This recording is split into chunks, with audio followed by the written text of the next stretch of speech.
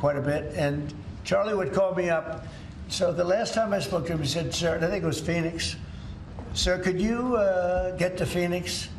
This was like in a day. I said, "Charlie, I'm the President of the United States. You called me asking me if I could speak tomorrow in Phoenix. You can't do that to me, Charlie." But usually I ended up going. What's up, Patriots? Welcome back to Patriot's Voice, the place where truth still matters, America still stands tall, and we don't bow down to woke hypocrisy. Today's story is absolutely infuriating. President Donald J. Trump just went off on Ilhan Omar after she had the nerve to criticize Charlie Kirk. Yes, Charlie Kirk, right after his tragic assassination. And honestly, I don't blame Trump one bit. Going. He was great. He was a great guy, and he didn't deserve this. He didn't deserve this, believe me. Mr. President, Ilhan Omar, after his assassination, called Charlie Kirk a reprehensible human being. Should she be stripped of her committee assignments? I would say, I think she's a disgraceful person. You know, I think she's a disgraceful person, loser. It's amazing the way people vote. I know it's people from her area, maybe of the world. I don't know. They got here and they vote her in. It's hard to believe, but I think she's a disgusting person. And one more question, if I could. Let's start with the basics. Charlie Kirk was a fighter for conservative values, a voice for young Americans who love this country. Whether you agreed with every single word he said or not, the man stood up for America first. Now, instead of showing a shred of human decency, Ilhan Omar, the same congresswoman who constantly trashes this nation and calls herself a victim, decides to use this tragedy to take cheap political shots. Disgusting. Absolutely disgusting. And then President Trump comes out and says exactly what most of us are thinking. He called her a disgraceful, disgusting person. And honestly, he's right. Because who does that? Who looks at the death of a fellow American, a conservative leader, and turns it into a political statement?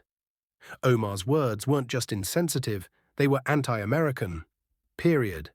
Trump even questioned how she got elected in the first place. And I've been wondering the same thing for years. How does someone who constantly undermines this nation, mocks our traditions, and sympathizes with people who hate the US keep getting re-elected? It's mind-blowing, and I love that Trump brought up his friendship with Charlie Kirk, talked about how Charlie invited him to speak in Phoenix, how he was a genuinely good guy who loved his country. That right there reminds you what this movement is really about: patriotism, loyalty, and standing for what's right. Charlie didn't deserve what happened, and the least our so-called leaders could do is show respect. But instead, we get venom from the radical left, again. This isn't just about Omar anymore. It's about what the radical left has turned into. A group that preaches compassion and tolerance, but celebrates when conservatives fall.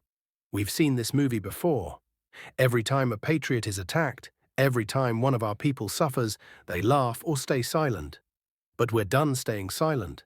We're done being polite while these people spit on everything we stand for. Trump's right. It's time for accountability. If you can't even show respect for a man who's passed away because he was conservative, you don't deserve a seat in Congress, let alone on any committee. This isn't about politics anymore. It's about decency, love for country, and respect for human life. Charlie Kirk fought for America, and America will remember him for that. Meanwhile, Ilhan Omar just reminded everyone why the America First movement exists in the first place: to protect our values from people who want to destroy them from within. Patriots, drop a comment below. Do you agree with Trump calling Omar disgraceful? Because I sure do.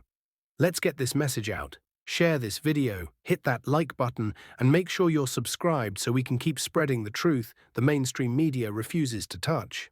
Rest in peace, Charlie Kirk. You were a warrior for freedom, and your voice will never be silenced. I'm Winner, this is Patriot's Voice. God bless you, God bless President Trump, and God bless the United States of America. USA,